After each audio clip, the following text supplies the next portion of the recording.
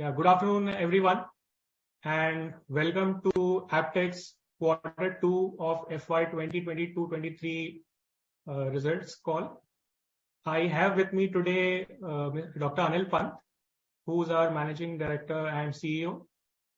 I also have with me today from the management Dr. Anuj Kakkar, who's the President and COO and heads Global Retail Division.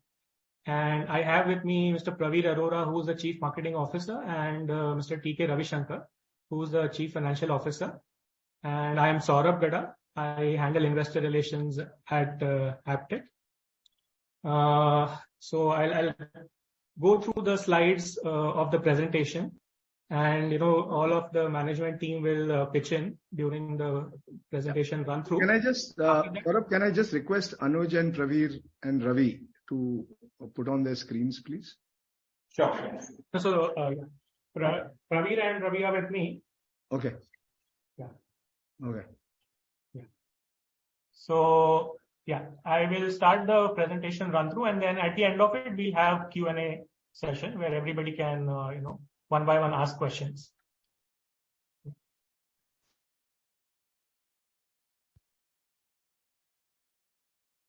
Okay, to take you through the performance highlights for the second quarter, in a nutshell, we can say that it has been one of the best quarters for our retail division.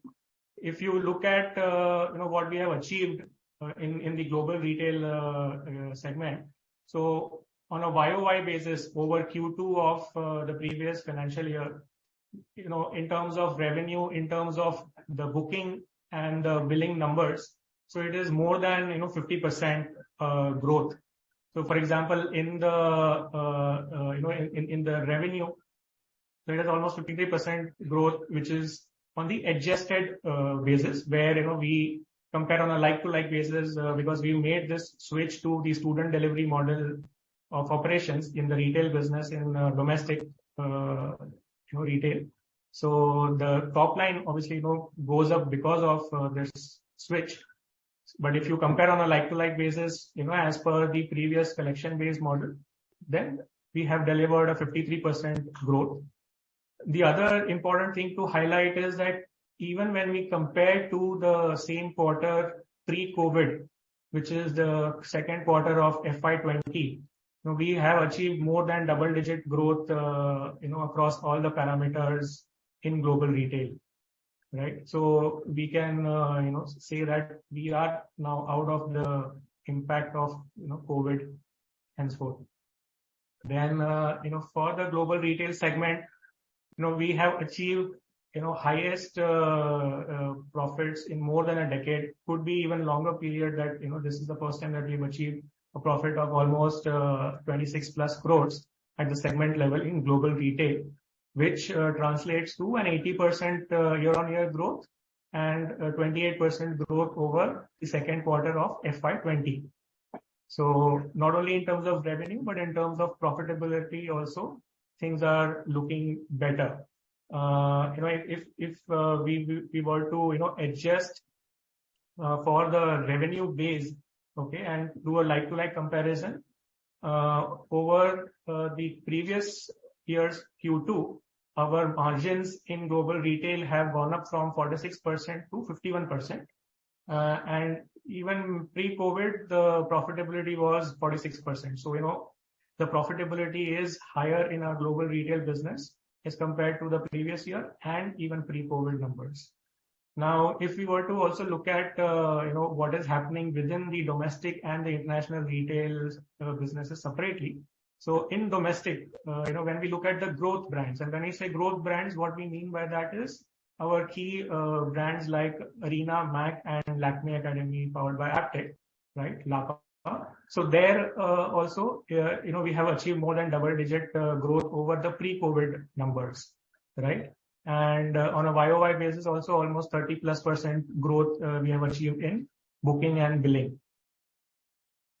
Okay. So this is basically showing that on the ground, the traction for our key brands is very high, and we are getting a good response in the market. But when we again look at the international retail in the current, in the Q2 of FY23, across all parameters, whether it is booking, billing, revenue, and profits, we have achieved our best ever performance in this quarter two. And this is because of our better performance in most of our major markets, whether it is Vietnam, Nigeria, or other markets in South Asia, and even few other markets. When you would look at the results that were published, maybe there may have been concern on the EVG business, making a loss at the segment level. But what we can assure you is that is a function of two things primarily. One, that the business is lumpy, right? So a lot of the revenue is actually going to flow in the second half of the year, and that's where we have shared what is our estimated total order book for H2 that we are going to execute. Now, a qualifier would be that this number obviously is an estimate because it will depend upon what is the number of registration we get across different exams that we conduct, right, and across different customers, what is the actual delivery, okay. And this number may vary, but at this point in time, our estimate says it is going to be 135 crores. So for the full year, on a full year basis, we are going to safely cross the previous year's revenue numbers and do much better. We'll have a reasonably good growth on the previous year revenue, which will then overall translate into a much better profits as well. Right. And the second factor that played a role in the EVG business making a loss, which I will cover in detail in subsequent slide, is an impact of slight delay in collections, which translated into an ECL provision impact on the bottom line. But if you were to exclude that, then the segment profitability for EVG actually is 11%. Okay. All this performance, in terms of good revenue growth, good profit growth, has also translated into a great cash flow that we have generated in the quarter two, right? On a YOY basis, it has more than doubled, right? And, so we've generated almost 15 crores of cash flow if you were to include these bank deposits less than 12 months maturity. And even on Q2 of FY20, it is an 85% jump. Yeah. So this, in a nutshell, it's basically trying to communicate that we have done extremely well across almost all parameters when it comes to this quarter. So these are, just numbers that I would like to quickly, take you through. Though I've covered, a summary of what we have achieved. Right. But if you look at the active centers data, so we are expanding our network footprint across the world, right? And even in the when you look at the new center sign-ups, so internationally things have started picking up. So we have signed up 7 centers as compared to 4 centers in Q2 of FY22, right? And the same store growth is also very healthy in the second quarter when it comes to the domestic retail business. Okay. And if you were to look at the booking and billing numbers, the enrollment numbers are basically just to give you a sense of the scale, right? But what is important to note are the booking and billing numbers. And there you will see the growth that I've already kind of mentioned. So if you look at the YOY growth in domestic, it's 30% almost, and 87% booking growth in international. And these numbers are even, what we have achieved are higher than what we did in pre-COVID times. Same thing is true for billing as well. So our billing numbers are 40% higher in domestic and 57% higher in international on a YOY basis. Yeah, just for the clarity of some of the investors who may have not been so familiar with the terminology, bookings refers to the total of the fees which the students have committed to pay from the time of enrollment to the time of pass out, whereas billing refers to the amount that he has actually paid during the period to the centers for conducting of his education. Just for matter of clarifying the terminology. Yeah, thanks a lot, Anush. So, this slide basically covers the segment financials, and that's where I would just quickly highlight that if you were to look at like-to-like comparison, right, where we adjust for the impact of the accrual method under the student delivery model, right, the revenue in Q2 FY23 for global retail would have been 51.5 crores versus the yeah. In the last Concall, a lot of people had said that give us a number that is comparable with the same quarter last year. So this number that you see is 5146 is comparable to what was there in Q2 of FY20. Is that right, Saurabh? Yes, that's absolutely correct. Yeah. So I hope that helps in clarifying. And even the Q2 FY22 number is comparable. Yes, the one in the last row of the first table. Yep. Yeah. Thanks, Anil. Yeah. So, on a like-to-like basis, we can see that we have achieved 53% YOY growth in global retail, and the global retail number is also 12% higher than the pre-COVID number in Q2 FY20. Similarly, if you look at the profitability, right? So global retail profitability is actually 28% higher than the Q2 of FY20. So our profitability has gone up in the current quarter, as I had mentioned before. From 46%, it has gone to 51%. Right now, you will notice. Saurabh, I just want to butt in here. Yeah.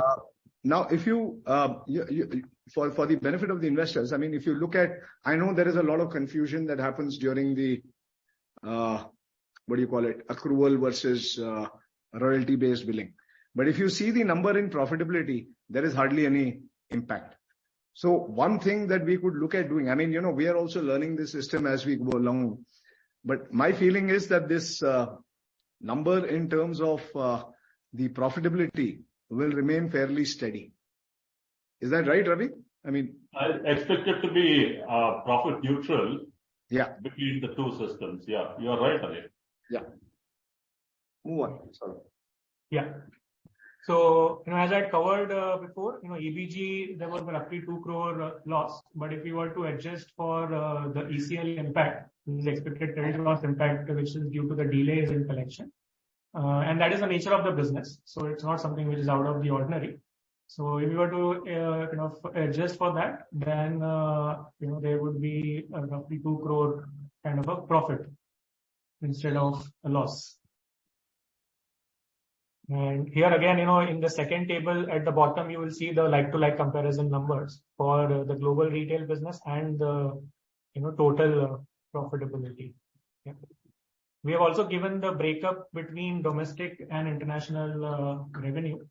So as you would see, domestic on a like-to-like basis has given 53% growth in top line and 52% growth in international on a YOY basis. And if you were to look at Q2 FY20 comparison, then international has done 36% better than the Q2 FY20 number, and domestic has done 6% better. But again, there is a point I'd like to cover in a subsequent slide with respect to this 6% number. Yeah, so please bear with me. Yeah, so if you look at this 6% number, in terms of the various heads of income that we have. So if we were to kind of put aside the income from the new center signups and the renewal of the existing centers, that the growth was in fact 11% plus. So which means that from the students, we are generating 11% more revenue as compared to pre-COVID levels. We've generated that in Q2 of FY23, right? And apart from this, this slide is basically just summarizing the fact that we are out of the COVID impact. So all parameters you will see that there is a growth over the pre-COVID quarter, right? And this is likely to be the case going forward also. In the previous quarter also, in most parameters we had shown growth, right? So this year, you can say it is out of the COVID shadows. when it comes to the retail business and EBG as well. Yeah. In terms of some of the operational highlights, for the quarter, right, in the domestic retail business, one of the key initiatives that the company has been working upon is with the rollout of the new national education policy, right, where vocational education is a key objective when it comes to the higher secondary and higher secondary standards, right? So we want and AVGC as a sector is one of the key vocational sectors that the government intends to promote in the schools. And with that kind of background, what we are also trying to do is join forces with the government and conduct these awareness sessions on AVGC courses and sector amongst the students, schools and colleges, and we have done that across many schools in many states, including Delhi, Gujarat, Karnataka, Maharashtra, and a few other states as well. And where we are also aligned with the local state governments in carrying out this initiative. Right. So at some stage, this is going to be an important feeder for students coming into our centers. Maybe Anuj and Anil will cover in greater detail on this point. Yeah. Then, if you are, since you must be aware that we have launched many.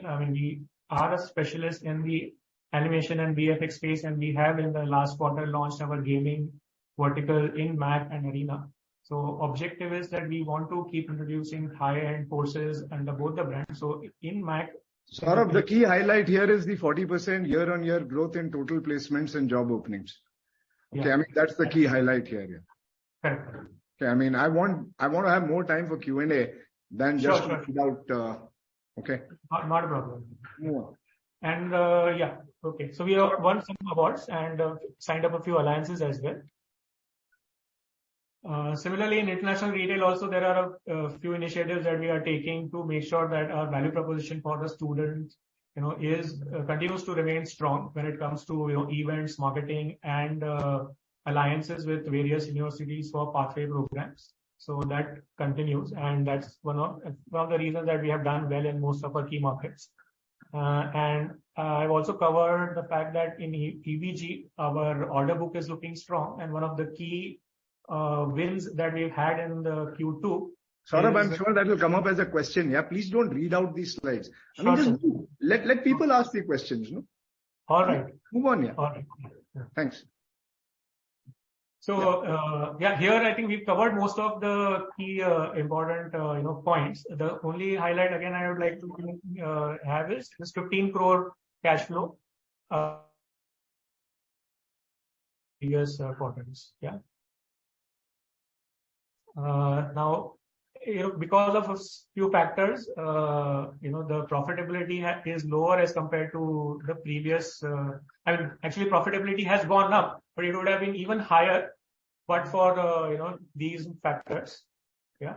So we have mentioned the impact of ECL and the fact that as compared to the Q2 of previous year, the salaries and other costs have come back to normal levels, and there is an increase in advertisement expenses. So this performance you will see, also reflecting in our balance sheet ratios, and the cash and cash equivalents on the balance sheet have also gone up from 109 crores. Has come down from 118 to 109, but that's primarily because we paid 21 crores dividend, right? And you can also see the profitability ratios. So this is basically about the numbers. I will request Praveer to just quickly take you through the few other things that we have done in terms of marketing initiatives. So sure. Hi, buddy. Just run this quickly. So you find Q2 has been a very, very busy quarter for us in terms of engagement with our students, in terms of accolades we won, in terms of the programs and campaigns that we ran. You find Anuj picking up an award, which is the Franchiser of the Year, given to us by the Franchise India. On the right side, you find an award won by our HR team, which is, the Platinum Award on the 6th CII National HR Circle for effective use of technology in HR. I'd like to spend a few minutes on this. This was something that we did around 15th of August when the fever on Har Ghar Tiranga was very, very high. And of course, the Prime Minister Modi and the entire government was focusing on Har Ghar Tiranga under the aegis of Azadi Ka Amrit Mahotsav. And that's when we started working on a program in a national level, a song which we said should be called Har Ghar Hunar, because if there could be a Har Ghar Tiranga, then there should have been a Har Ghar Hunar. And we started a campaign called Har Ghar Hunar. And under this, all the job fairs that we could possibly run would call themselves as Kamyabi Ka Mahotsav. So we'll just take you quickly through this video.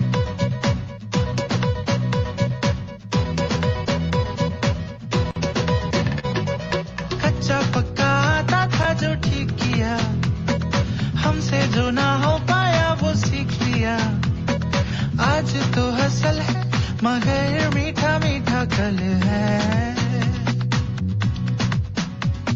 Certificate वाली ऐसी shine मिली, opportunity की लंबी line मिली. पंखाए हैं मुझको, मैं उड़ जाना फुर्र.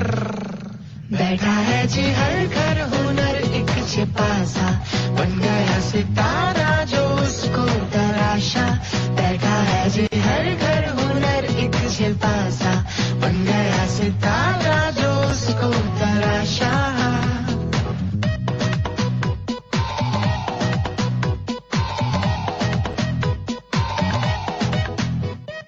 जो भी रास्ता बाता दिल उस पे ही है जा. All right, so we'll move on. You find some of our campaigns, Ananya Pandey being the brand ambassador of the brand Lakme Academy powered by Aptech. These are some of the campaigns that we ran with her in terms of being reaching out to our stakeholders for them to take admission. The highlight here is that after we launched this Ananya Pandey campaign, your numbers grew by almost about 23-24% Yes. in billing. Excellent. In just a period of, that's the key thing here. So Yeah, it was a very well devised, very well focused campaign. And she relates very well with the target audiences that we have. So Anil is right. This is exactly what has helped in terms of being able to increase the enrollments. These are some of the campaigns that we've run, using micro and macro influencers. We've actually put up our accelerator very hard on influencer marketing campaigns in Q2, and that continues as well now in Q3 in Lakme. I'm not going to take you through all, but we've chose people both from a regional perspective and a national perspective who had massive following in terms of, students or prospects who kind of really want to follow that specific career. And these are some of the names that you've seen. Put together, these campaigns have so far yielded about 11.5 million views, and it is still active. The campaigns are active. This was a cover girl, which was a contest. The first time we tied up with Femina, a brand like Femina associated with us in terms of being able to reach out and bring in the excellent work done by the students. And this was being put up as a digital cover in Femina, Vogue, and Cover Girl. So what you see here is work that's kind of done by the students. And there was an elimination round, there was a qualification round. Eventually, the students came into Bombay, and the final was at Bombay. No, but Praveer, again, 1 second, highlight that this is the work of our students. Exactly. That's exactly what I said. This is done. The work that you see here on the screen is done by our students. Saurabh did mention some of the activities that we've done. This continues to be reaching out to a lot of people in schools and colleges and giving them the idea of the various career prospects the AVGC segment, the beauty segment, and the IT segment have. On the right side, you will see a letter which has been issued to us from the Director of Education in Delhi government, where we've been allowed to go into all Delhi government schools and be able to propagate the career path that is available for students in AVGC segment. This has helped us to get into a wider reach The schools are receptive. The principals allow us to come in and present because it's now coming from a very high level of authority, considering our experience and what we've done in the market. Some of the campaigns, again, I'm not going to run it, but these are campaigns that MAC has done. Gaming, for example, is picking up very, very well. We've seen a lot of interest in people who want to pursue a career in game design. So therefore, we've created special campaigns where people would want to go towards that genre of ABGC, and we've seen a significant amount of interest in the target audience.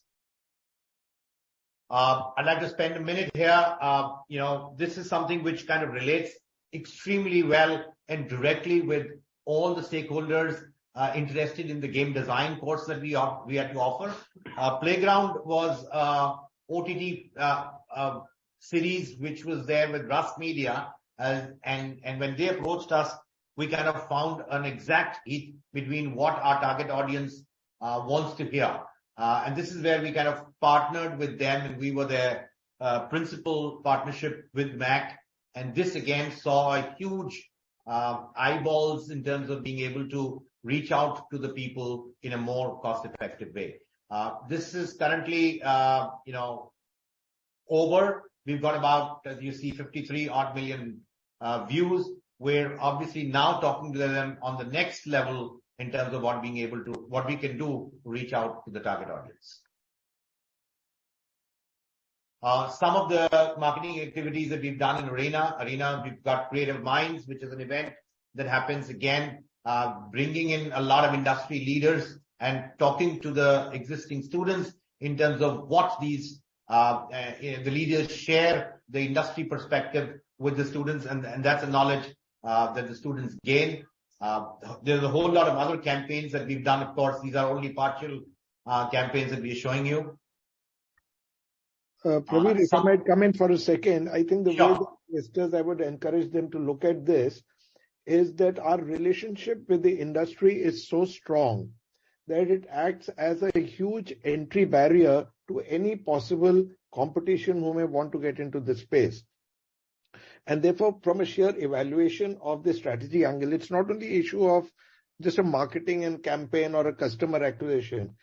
Over the years, our events of the nature that Praveen highlighted and many, many more are there, have effectively built up a entry barrier. That's one point.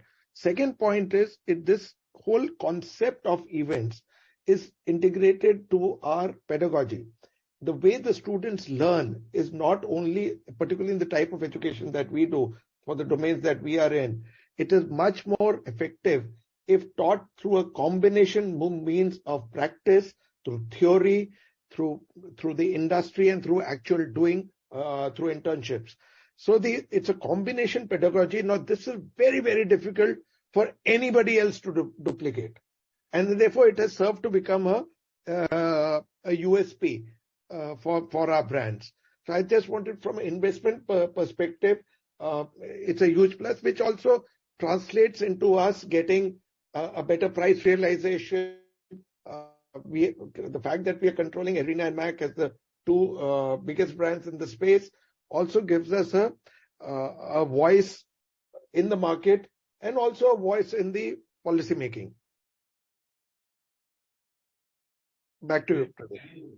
Thanks. I must also add that, considering the kind of work that our students do and eventually they get absorbed here, as Anuj mentioned, the industry participation is very, very high, and they're more than happy to come and talk because that's exactly where they get to know what is happening on the ground and the pulse of the people.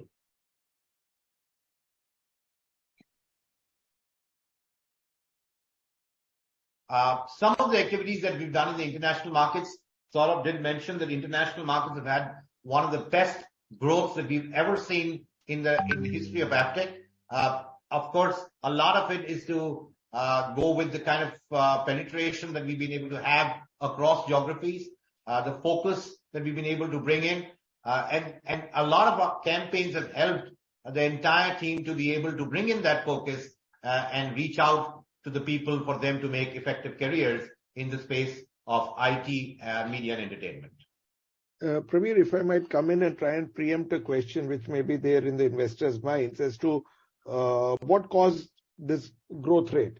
The clear answer to that really is that it is a cumulative effect of the investments, the activities, the methodologies that we've been put up, particularly in the last 5 odd years, to be able to bring this together. And it's all engines firing at the same time in various countries, whether it is the pedagogical inputs, the kind of new segments that we have entered within those countries, the new centers we have set up, as well as the increased presence that we have in the industry in all these countries. So it's a combination of all these things. Therefore, you're seeing a certain exponential growth. The beauty of the retail business is that each activity looks incremental, but when put together, they mean a lot.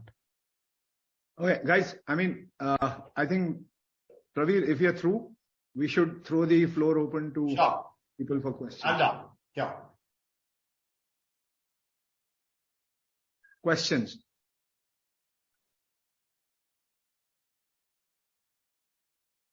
Yeah, maybe I can raise hands and No, there aren't too many people in this, Saurabh, so it can be just. Yeah, okay. Pawan, go ahead. Yeah, hi Anil and hi to the entire team. Pawan. Congratulations on good set of numbers, sir. Yeah. So, sir, now that we've cleared the first milestone of in the retail business crossing the pre-COVID levels, what from here? Both in terms of growth in the existing brands, Arena, Mac, Lapa, and if at all you can throw any light over the next 1 year, 2 years, if you plan to add another brand, some color on that, whatever you can share at this point in time. So, Pawan, I'll take this in one part and I will ask Anuj to take it in the second part. Okay? Yes. Now, if you look at the growth that we are getting, to me, this year is probably only, let's say, has captured only 55-60% of what the potential is. Okay?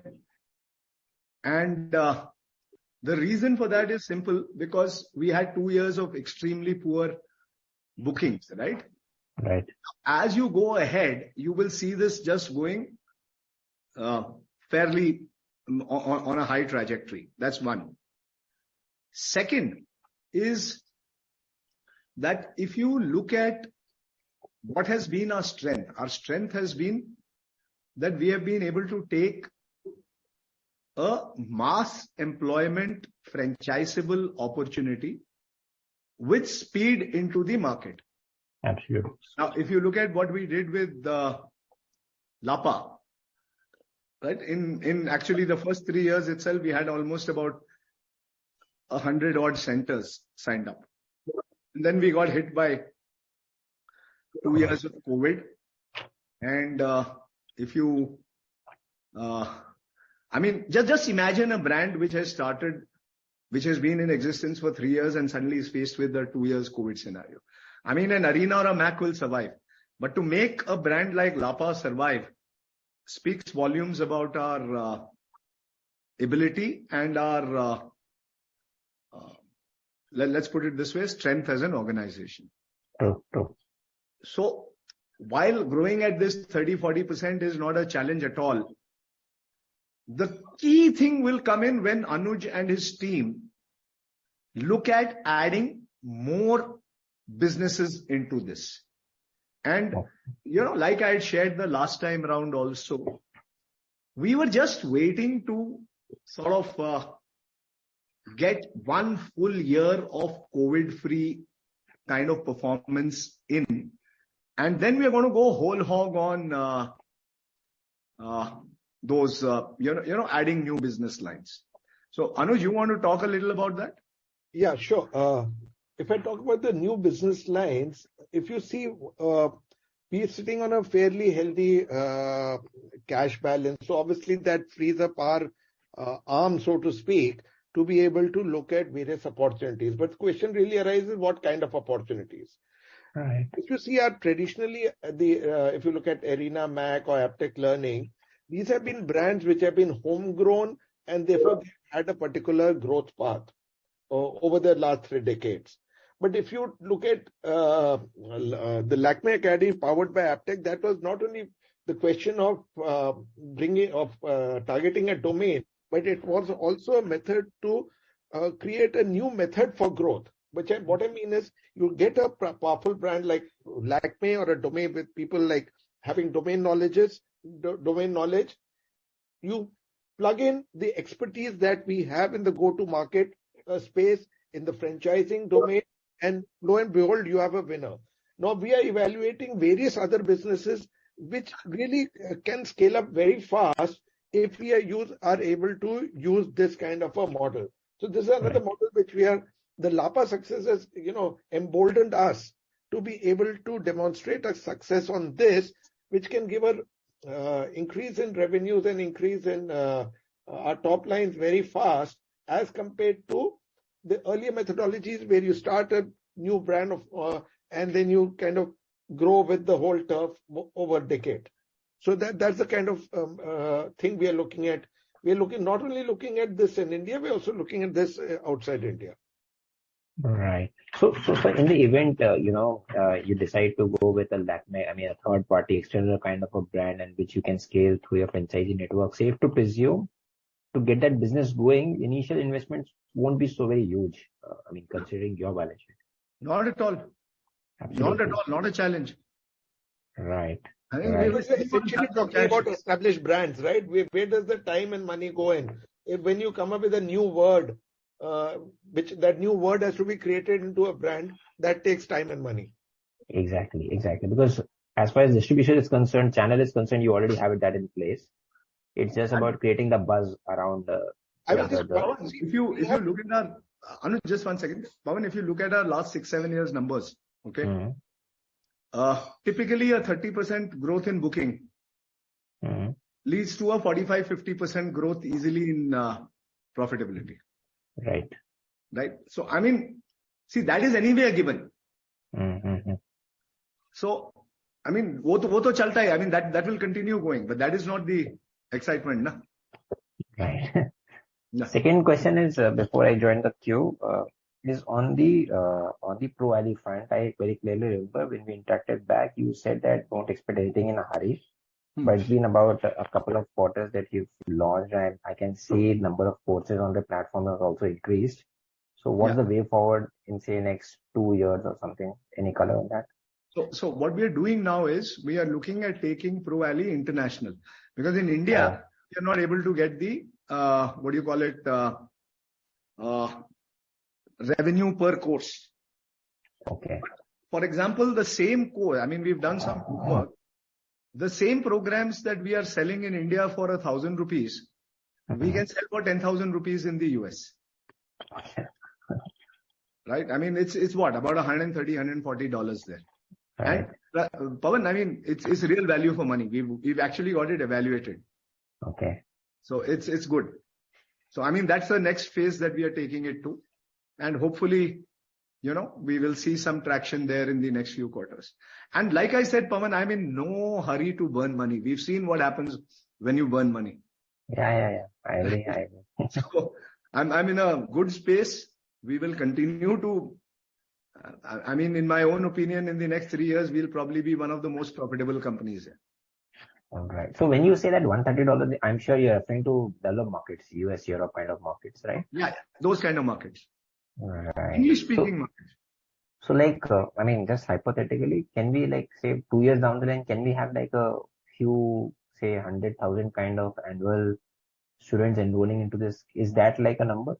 Pawan, honestly, I don't have an answer. Okay. Normally I'm pretty forthcoming, okay? And if I had an answer to that, I would tell you.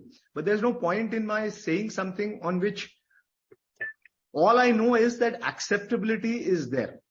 Right? Now, what the potential is going to be there, I don't have that answer right now, Pawan. Okay, sir. Okay. And just one final bit. How much we would have invested in Pro Alley so far? Ravi, would you like to? About 7 crores. today. All of that is on the capital side, right? Nothing we've expensed. No, it's a combination of revenue and capex. Oh, so some of the things already hitting the P&L. Okay. Yeah, that's right. Right. Wow. But a lot of it is towards creating content, Pawan. Right. Right. Right. I mean, if you log into ProValley and look at the quality of content, it's really incredible. Interesting. Okay, sir. Great. All the best. Thank you, sir. Right. Yeah, thanks, Pawan. Ashwin, you can unmute and ask your question. Yeah, hi. Good afternoon. Thank you and congratulations on a very strong set of numbers. So my first question is on the core, the Mac and Arena business. So right now the bookings are looking good. So it looks like next year will be quite strong as well from where we are today, given how things stand. So if I take a slightly longer term view, if we take a 3-4 year kind of a view, in terms of center growth, what can be the center growth specifically for Mac and Arena? Because I've seen that. So if you see the combined Mac Arena plus Lakme, there's been a strong growth. But specifically for Mac and Arena, so over the next 3 years, how do we think about the center growth and the enrollments? So Ashwin, let me take this question. Anuj, I'll take this question and then you can come in if I've missed something, please. So Ashwin, I mean, you've got to look at this from 2 or 3 perspectives. Okay. The first perspective is based on jobs. Okay. Because at the core philosophy of Aptech, it is how many jobs are there in that space. And even in my earlier con calls, I have been stating that the AVGC space is at that Y2K moment that the IT services space was in Y2K. Right. Okay. Right. And COVID was obviously the fulcrum for that. Now, if you look at what are the number of jobs expected to come into India, and Anuj, help me with this number. I think it is some 3.5-4 lakhs in the next. We are adding in the AVGC space alone about 2 lakh jobs a year. That is now. He asked about 4 years down the line, 3-4 years down the line. What the task force of the government of India, of which I happen to be a part, has prognosticated that in the next 10 years, we would be adding 20 lakh jobs, of which 2 years have passed, so 8 years left of that period. Okay. So that gives you an answer in terms of what a huge potential there is in terms of jobs, Ashwin, right? And correct. If you look at our philosophy is that we will keep making investments in spaces where there are a very, very large number of jobs. So today there are 2,700 recruiters who hire from us. I mean, you heard that number right, 2,700. Okay. Yeah, I mean, it's a phenomenal large number. It is. Right? Yeah. And that's a massive entry barrier in itself for people. Mm-hmm. I mean, for people to be even able to get 100 recruiters is a nightmare. And obviously this 2,700 recruiters is a result of, like Anuj said, decades of multiple things, whether it is the events that we do, whether it's the industry connect that we have, etc., etc. Now, expansion is going to happen in 2 phases. The first phase is going to be the linear expansion where, obviously we've identified larger cities where we are still not present. There we will go with our regular model. And then we are doing something called a type D model where the guy will just put up a small center, maybe 100, 200 students. The revenue sharing will be different, but the classes will be conducted by Aptech. Okay. So now, thanks to COVID, that got us ready for that. Right. So we are already ready with that model. We are probably going to roll it out this year. This year, I think we've already signed about 6 or 7 centers. We are perfecting it, and I think we will be able to do this. Got it. So just to extend this further then, given the massive opportunity in this space, is there scope for further capital allocation or inorganic opportunity in this space? Do you think there are people to acquire or kind of cement your position stronger in this? Ashwin, I mean, why would I want to acquire when on the, and please don't think I'm arrogant here. Why would I want to acquire an organization in this space when, I mean, you know, in the organized space, we are already at about 80% market share. Okay. Right? I mean, it doesn't make sense. Okay. Now, as far as capital allocation goes, that's a good question. We are investing. I mean, if you saw something that Anuj had written, we are continuously investing in extremely high-end technologies to create those job-ready students, especially for the metaverse, especially in the space of gaming, Right, and virtual production. Now, these are things on which we are continuously putting forward plans to invest. Got it. So, and the second part is on the tie-ups that you had once mentioned in the past about a tie-up with the Canadian university or something where you wanted, you had the model of sending people there once they're trained here and all. Yep. So that, how is that progressing? Anuj, would you like to take that? I mean, I'm not too. Yeah, that particular, see, as a international tie-ups as a whole, and then I'll come to the Canadian part also. You know, it works in certain countries as a very strong motivator for people to join our courses. Right. Where it is used by us to be able to demonstrate to a person whose primary objective is to go abroad, to land up somewhere outside his home country, and therefore we become a stepping stone. Right. So, let's say that a country like in Africa, Nigeria, and various countries in Africa fall under that bracket.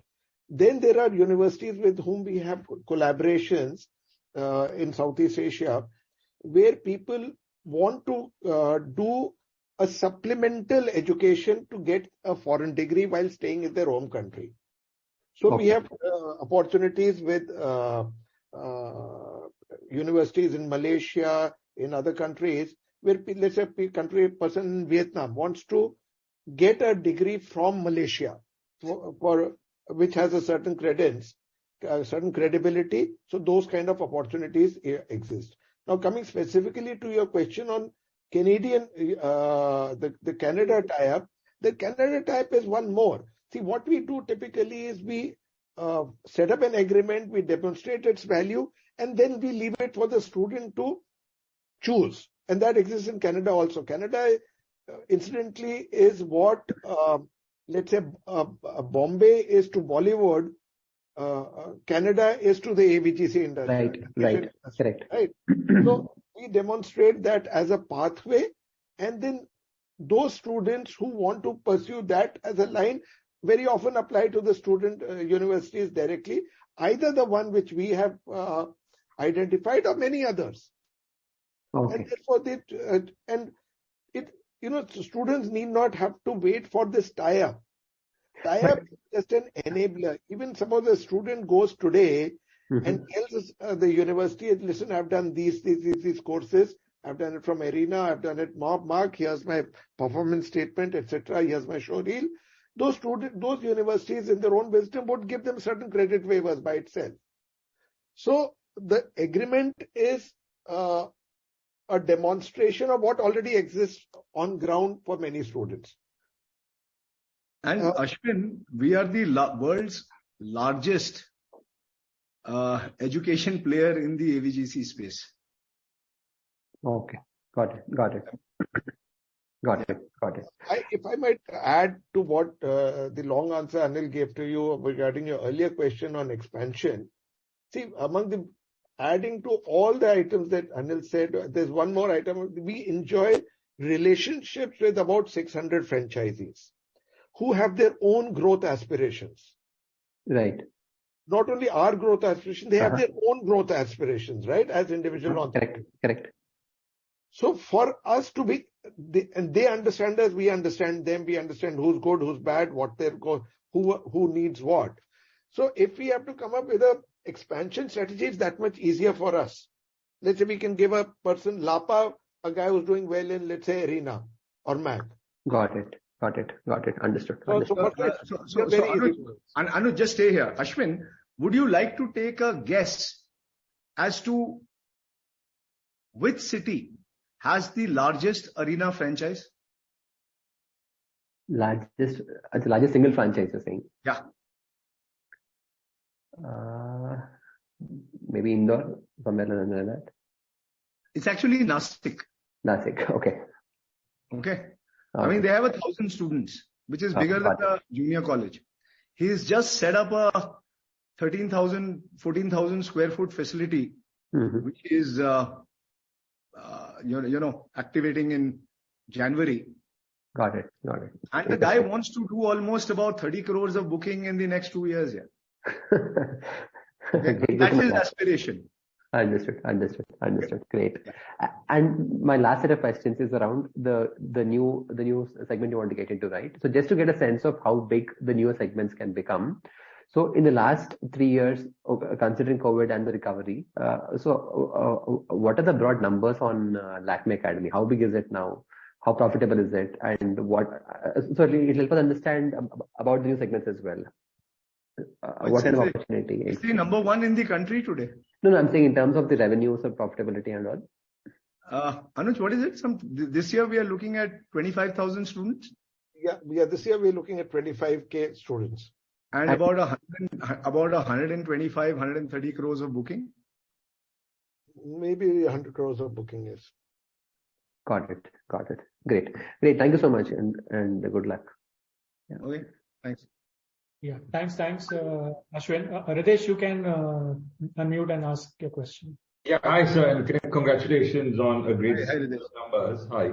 Just had a quick question for you that, obviously just wanted to understand that there are longer term growth potential with regards to placements and recruitments in the, the multimedia space per se.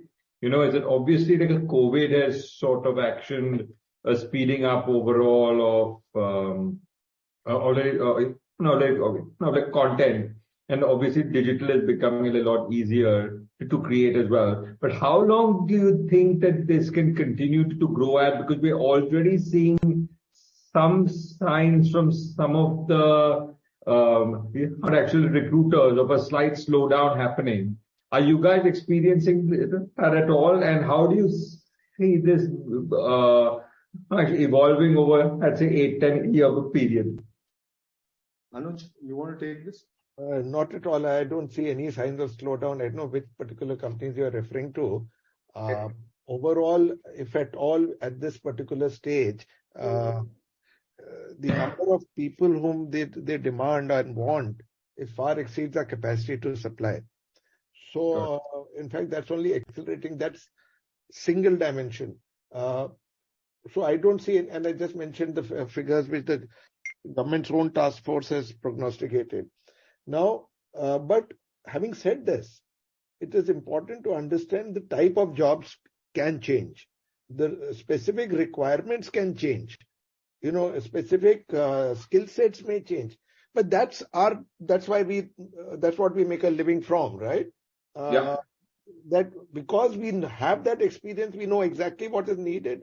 Because we have the industry connect, we have a preview into the kind of skills they are likely to need and needing now, and we are able to constantly align our courses to be able to constantly deliver those things. In fact, as we speak, today we have inaugurated, there is a big contingent of students of Arena in Goa who are where about 16 odd industry top experts have flown into Goa to do an exclusive event only for our students of Arena in Goa. That I think would have started now as we are speaking. So those are the kind of things which we really drive this industry. It's not just a last comment on the digital piece. I think digital piece needs to be understood very clearly when it's related to our business.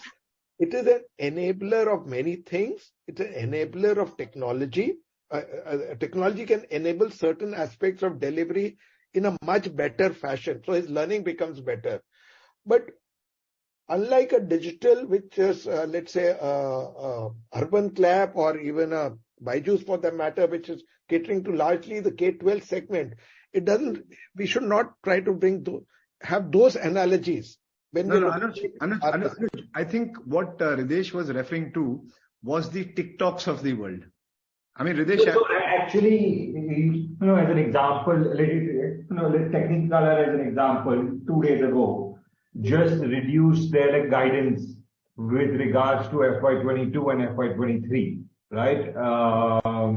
And so effectively, they sort of have reviewed what their growth was. So I'm just curious to see whether we see this as a near-term blip because people had maybe overhired in a particular area, or if we think this is sustainable, or how to think about that.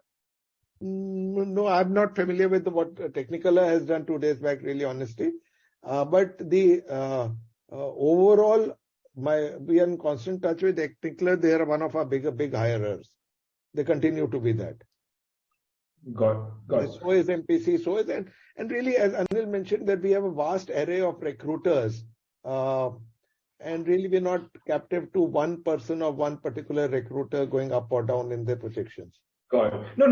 The question was, look, you guys have done obviously an outstanding job, given you guys are the leaders in the space per se. You know, what I was just trying to get an understanding is that is this a 3 to 4 year actually hyper growth phase which will taper off, or effectively we see this as an 8 to 10 year actually trend where we kind of continue to see the need to hire talent in this space? Because I think if there's a need to hire, I think obviously you guys will actually continue to do that.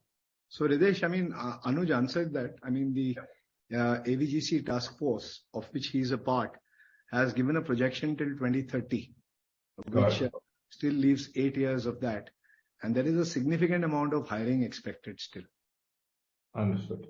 Got it. No. That's extremely helpful. Just to add to that, see, Arena at one point of time used to be Arena Multimedia. Then animation got added. Then VFX got added. Then now gaming has got added, and many other sub-components will go on getting added. So you evolve it as the needs change, as to coordinate, metaverse, gaming, whatever it may be. Whatever it is. So those things will continue to change.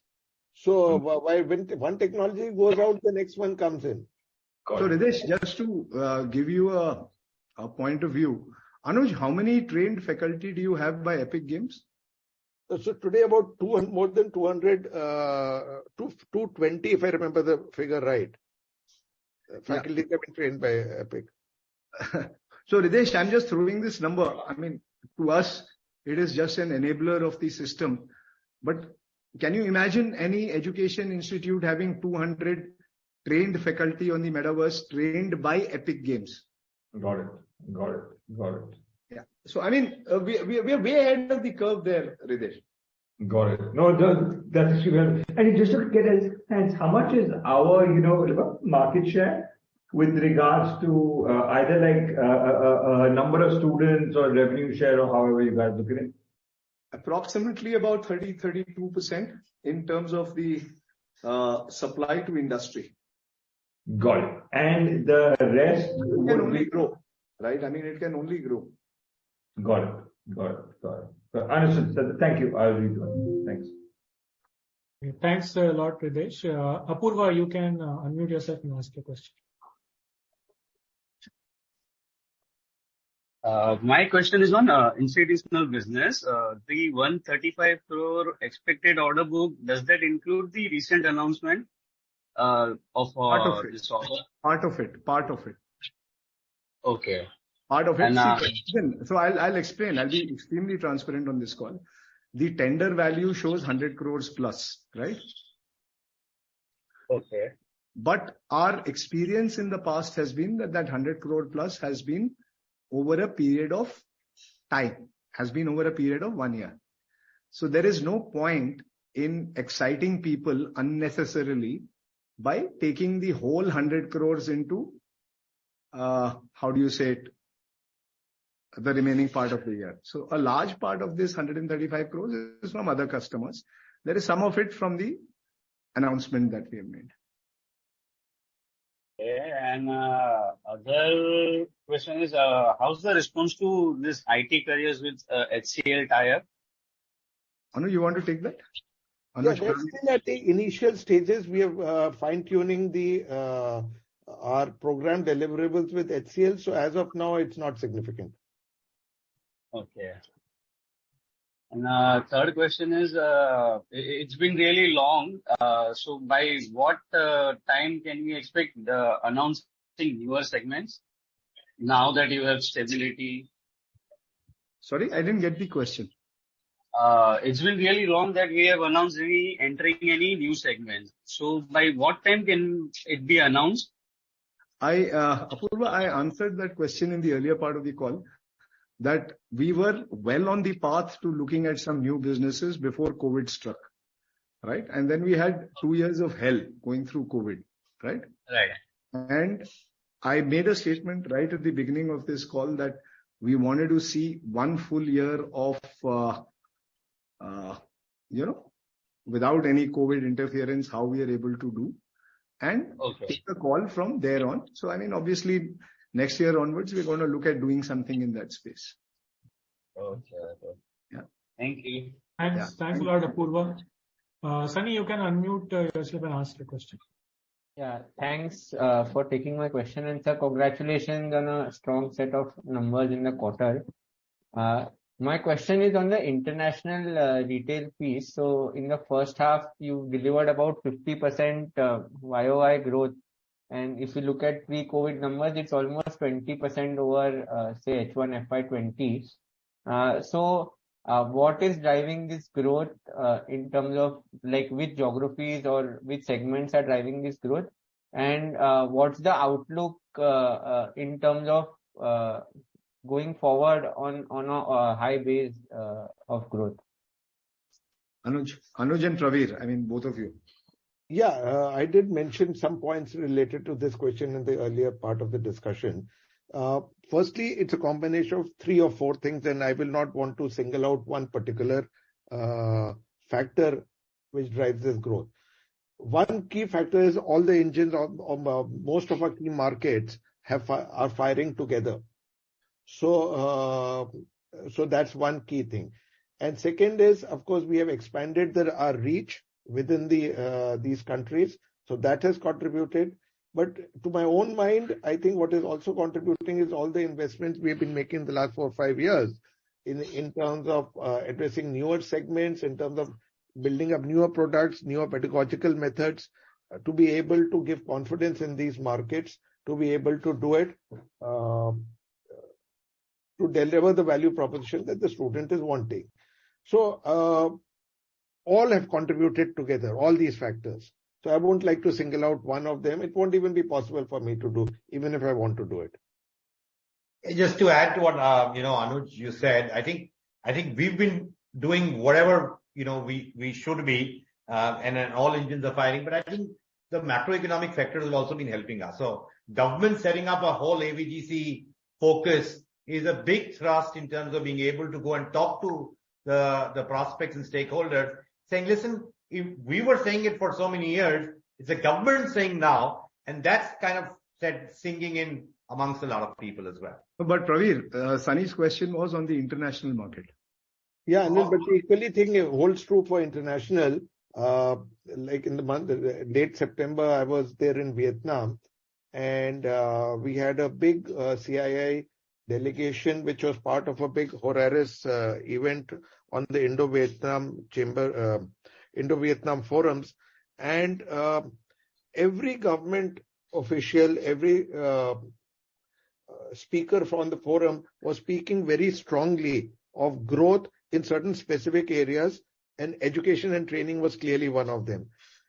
And on a lighter note, just a thing, I found out much to my own surprise, since I had co-chaired one of the Horaris panels, and the Deputy Prime Minister of Vietnam was there, then soon after that, I was asked to come and greet him.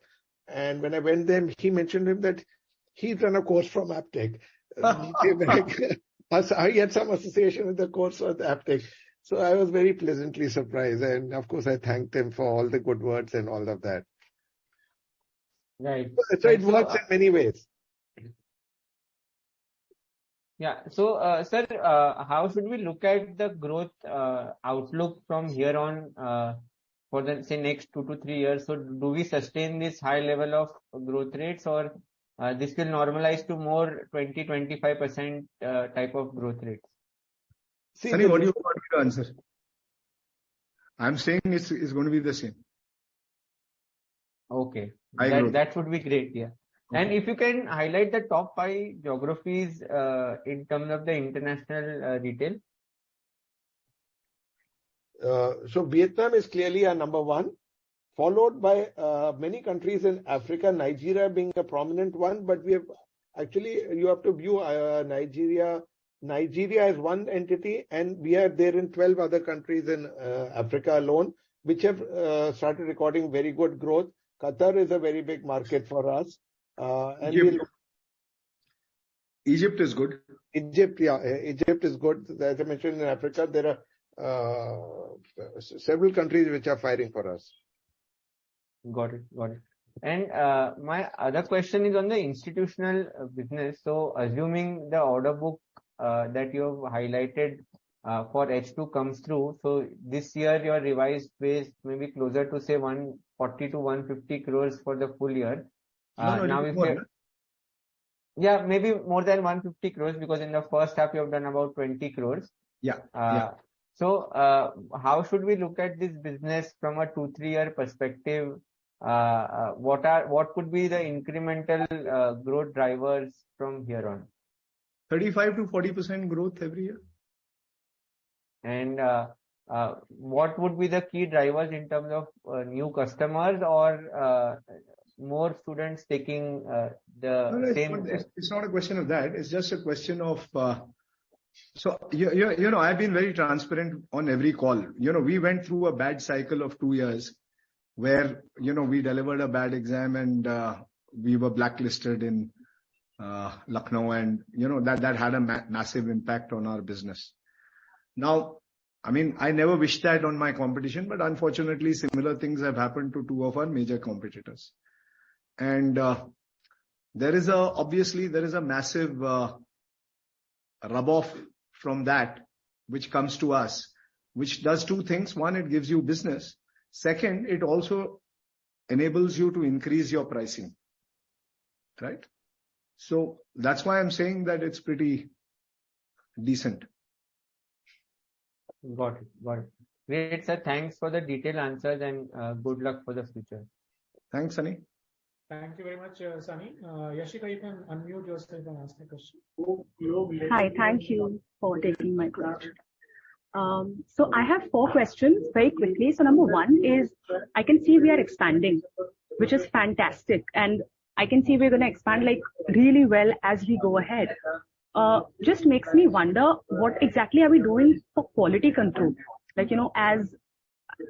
We have so many different brands and we have so many different features. How are we looking at that? I wanted to know a bit about that. So you want to take it question by question? Yes, absolutely. Question by question. Brilliant. So, Yashika, you look at it this way. Fundamental of our business, lies in how do I ensure that there is a plus or minus 5-10% learning outcome variation in a student of mine, whether he is in Africa, whether he's in Mumbai, whether he's in Vietnam, right? So over 30 years, we put in a lot of measures in terms of doing this. So this happens by 2 or 3 things. One, obviously by ensuring that you are almost, I would say, faculty independent. Because the faculty is only supposed to deliver what is there in their presenter manual, right? And obviously, a little bit, so that's why that 10% variation will come in from faculty to faculty, right? So that is the first step of quality control. The second thing is the certification of the faculty, for which Anuj has a very, very large academics team, which certifies what the faculty at these centers deliver to the students. The third thing obviously is ensuring that the availability of resources to students is extremely high level. I mean, we talk about almost a 99.8% kind of availability level for our students in terms of whatever resources they are supposed to have available to them. The fourth thing is obviously the amount of digitization that we have done. And when I talk about digitization, I don't believe in all this, online, this thing. That is not my fund out digitization. To me, digitization is if I can get my 80,000 students, 15 seminars a year with industry leaders, right? Now I have to have a digital infrastructure which is capable of handling that. I have to have an industry connect which is capable of turning out this number of industry leaders who will talk to my students. I have to have a marketing team which is capable of turning out events like Praveer showed, the cover girl and those kind of events in Lakme, because those are at the end of the day at the bottom of the students' achievement. So all of this goes into obviously putting a lot of focus on the quality front. Does that answer your question? Absolutely. Great. Thank you. The next question is, if you go on the third slide, the international centers from 219 has gone down to 212. I was wondering what's that about. That was the impact of, Saurabh, you want to take that? Yeah. Saurabh or Anuj, Yeah, I can try to answer that, and in case Anuj wants to add, he can add. So basically, Ashika, as we add new centers, there are some centers which also close down. So in this quarter, the movement is basically of a net reduction. So that is the reason I can see from 19 to. Yeah, just wanted to get any specific reason that we've identified, or it's just, it can always be. I'll chip in. See, an attrition of center is not necessarily a bad thing. Okay, it is more often than not driven from our side, which is relatable to your first question on quality. If a faculty, if a particular center is not delivering either on the academic quality or the financial purity, we try to ease them out of the system. So that's not necessarily a bad thing. Having said this, I would strongly encourage you, as a person who's been 20 years in this company, not to get too focused about number of centers. It doesn't really matter that much. Okay. Yes, it has a relationship in terms of reach. It has a relationship in terms of ease of access by a student to a particular center.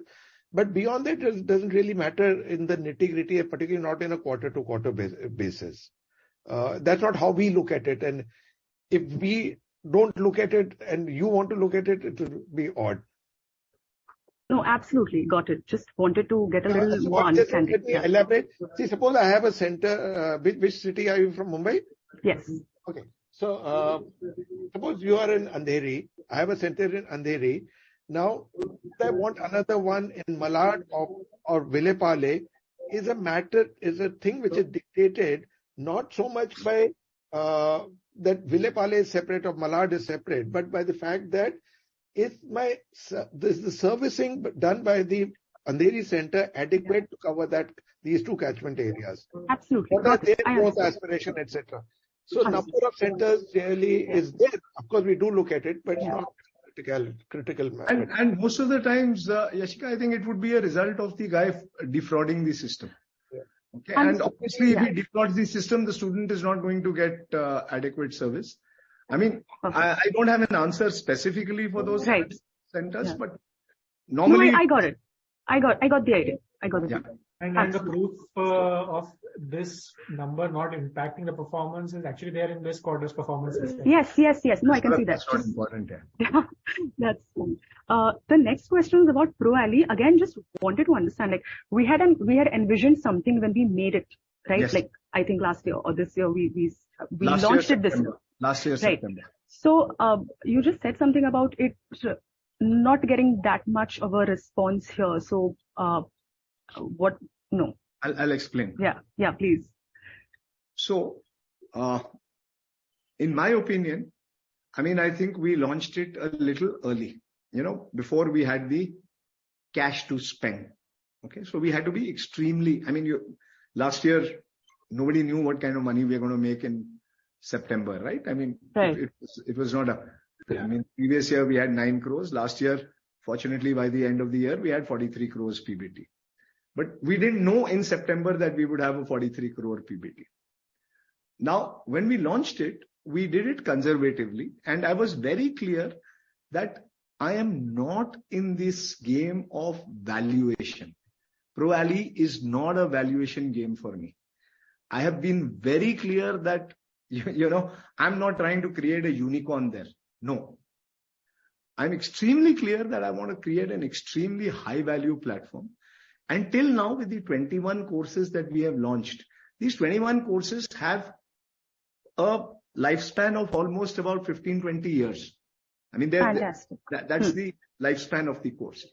And as long as it lasts over that period of time, and as long as we can do the things that we want to with ProAli, which is eventually now, I think in the next 2-3 months, we're going to be taking it international, right? It's probably going to start making us some money, but we are not going to, again, we're not going to go berserk on this. I know if we spend a few $1 million on this, we will be able to get the top line, but definitely not the bottom line. And I have always maintained this, that in the Indian context, the stock market is extremely unforgiving, okay, for a listed player on losing money because of innovation. So I will continue to grow my profitability, and I will continue to keep on investing whatever money I can into ProAli. Absolutely. That gives perspective. Great. Last question. So Lapa is doing really well, but it's domestic, right? From what I understand, we are not really, we aren't. So any plans of going international for Lapa? Anuj is the boss man for that. The answer is yes, but there are many factors to consider in terms of every region has a different skin type, different hair methodologies, etc. So we are evaluating, in particular, the South Asian markets, or where the Indian skin type works the best. And in discussions with Lakme, we have plans instantly, but our agreement does allow for it. Okay, great. All right. Thank you. That's it. Thank you so much. Thank you, Yashika. Thanks a lot, Yashika. Any other questions from anyone? You can unmute yourself and ask the question.